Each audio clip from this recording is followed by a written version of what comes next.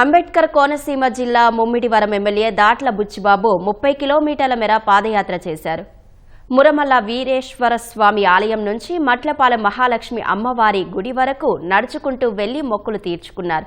అమలాపురం కాకినాడ జాతీయ రహదారి 216 మీదుగా సాగిన యాత్రలో పలువురు నేతలు ఎమ్మెల్యేను కలిసి అభినందనలు తెలిపారు.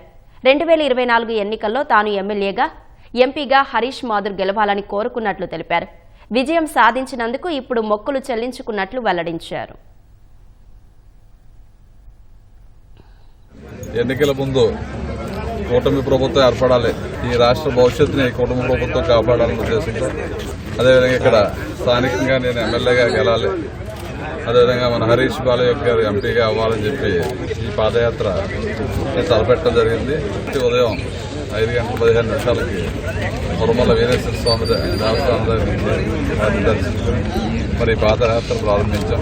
మా నియోజకవర్గంలో ఉన్న మా అభిమానులు, కూటమి నాయకులు, కార్యకర్తలు, సోదరులు, సోదరీమణులు అందరూ కూడా నాతో పాటు ప్రయాణం చేస్తున్నందుకు వారందరికీ కూడా ప్రత్యేకమైన అభినందనలు తెలియజేసుకుంటున్నాను.